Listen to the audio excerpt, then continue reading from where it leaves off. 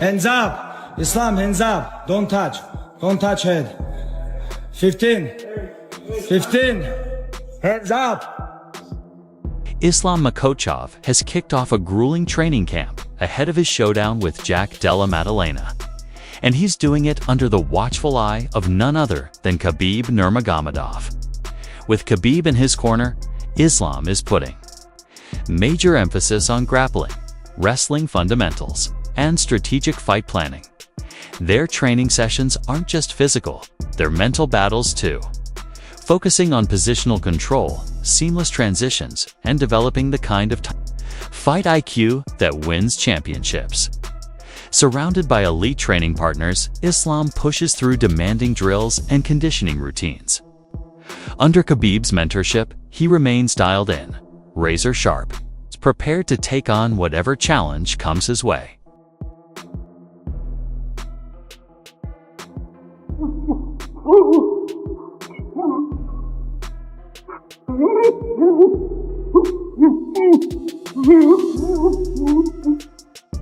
Islam Makhachev didn't shy away from acknowledging the challenge that Jack Della Maddalena presents.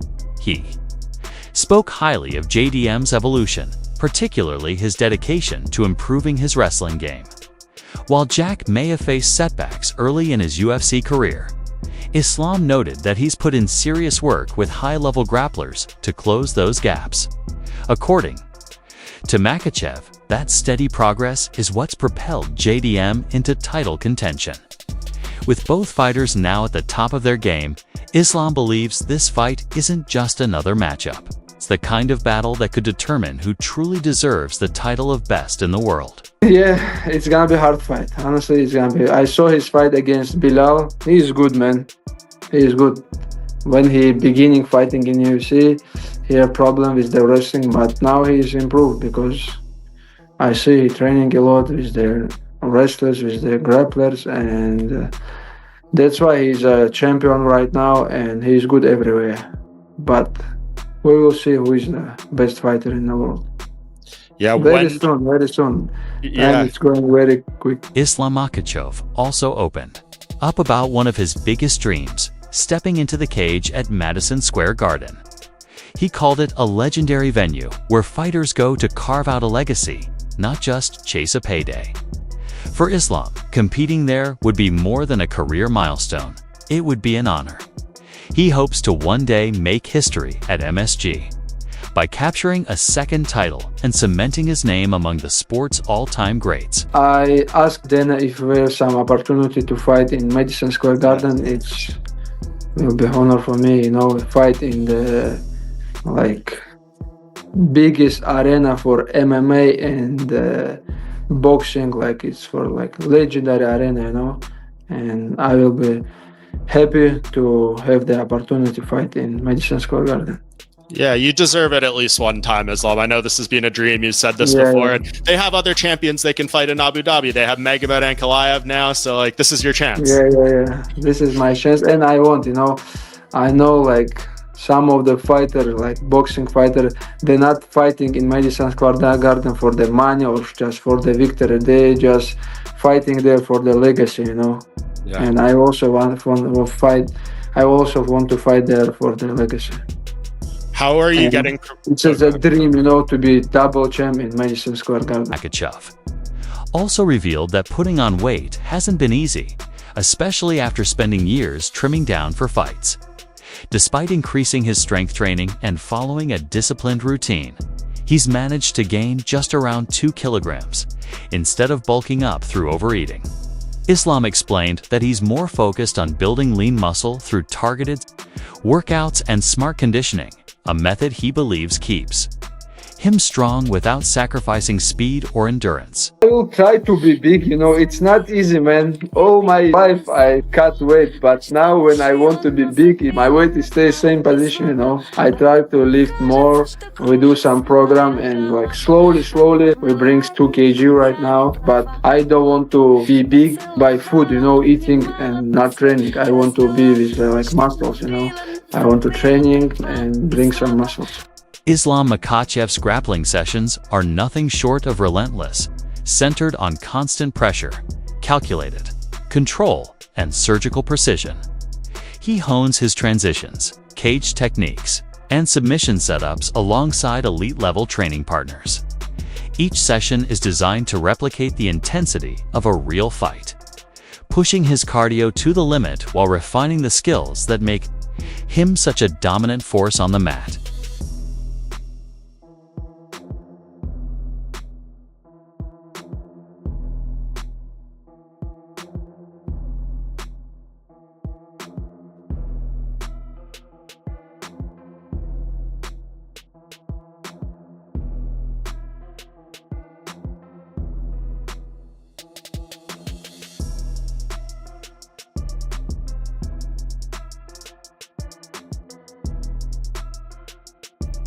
Philip Rowe also weighed in on the possible matchup between Islam Makhachev and Jack Della Maddalena, and he's backing JDM to come out victorious. While he acknowledged Islam's skill and championship pedigree, Rowe questioned whether Makhachev has the physical size to truly compete at welterweight. According to Rowe, Jack's ability to scramble back to his feet and his striking power could be the deciding factors.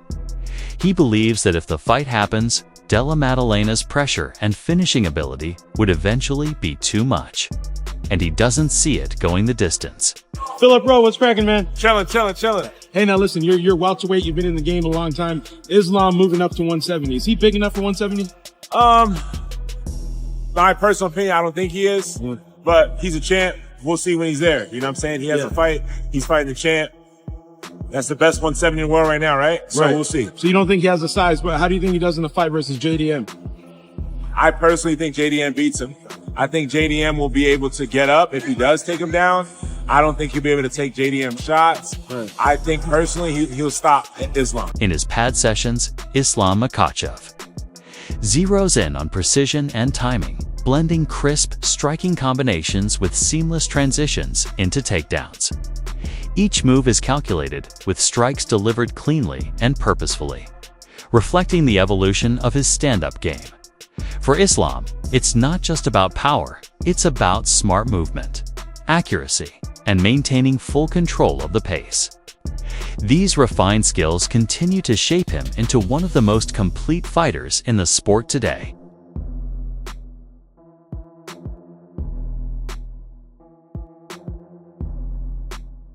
Sure. Joe Rogan has often remarked on just how physically imposing Islam Makhachev is.